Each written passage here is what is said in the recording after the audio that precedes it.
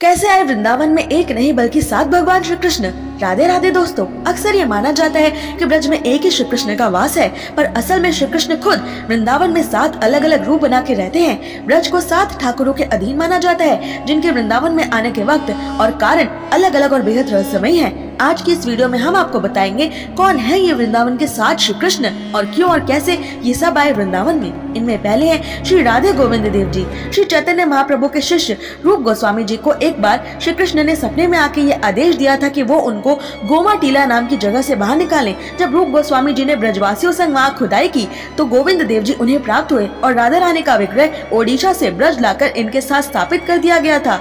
दूसरे हैं मदन मोहन जी। यमुना के किनारे चैतन्य महाप्रभु के शिष्य सनातन गोस्वामी द्वादश आदित्य टीले पर साधना करते थे। भजन करने के बाद वो भिक्षा मांगने जाया करते थे। एक दिन सनातन गोस्वामी मथुरा में ओमकार चौबे के घर से भिक्षा मांग रहे थे तो वहाँ सनातन गोस्वामी ने देखा कि चौबे जी के घर में एक 5 वर्ष का बालक खेल रहा था।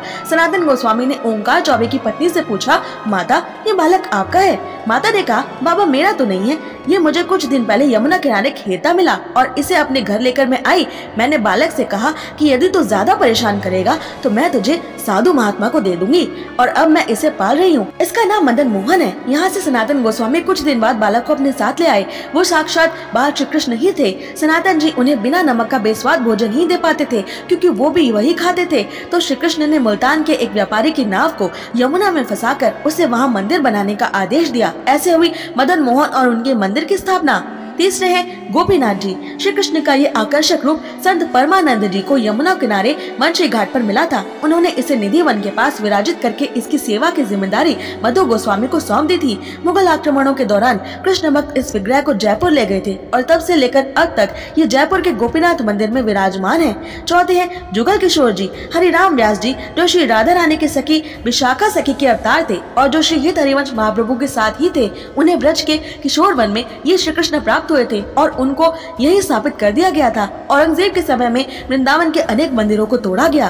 तब भगवान श्री जुगल किशोर की प्रतिमा को उनके भक्त ओरछा के पास पन्ना मध्य प्रदेश में ले गए, जहां आज भी श्री कृष्ण पन्ना के पुराने जुगल किशोर मंदिर में दर्शन दे रहे हैं। पांचवे है राधा रमन जी। श्री गोपाल भट्ट गोस्वामी को चैतन्य महाप्रभु के आदेश से नेपाल की गंडकी नदी से एक शालिग्राम के रूप में श्री कृष्ण मिले थे, पर उनकी सेवा करते उनके मन में ये आया कि ये शालिग्राम मूर्ति के रूप में होते तो वो भी श्री कृष्ण का सुंदर श्रृंगार कर सकते थे और उनकी ये इच्छा और भी बढ़ गई जब किसी ने उन्हें श्री कृष्ण के वस्त्र और आभूषण उपहार में दे दिए। तब गोपाल भट्ट जी ने प्रार्थना की कि जैसे प्रहलाद के लिए आप प्रकट हुए वैसे ही आप मेरे लिए भी प्रकट हो जाइए। तो अगले दिन वही शालिग्राम एक दिव्य विग्रह के रूप में बदल गया। उन्हीं का नाम राधा रमन रखा गया। छठे हैं राधा वल्लभ जी। ये हरिवंश महाप्रभु को आत्मदेव नाम के ब्राह्मण की बेटी से विवाह करने के बाद उपहार में प्राप्त हुए थे और हरिवंश महाप्रभु इन्हें ब्रज में लाए थे। आत्मदेव ब्राह्मण को राधा वल्लभ जी साक्षात शिव जी से मिले थे।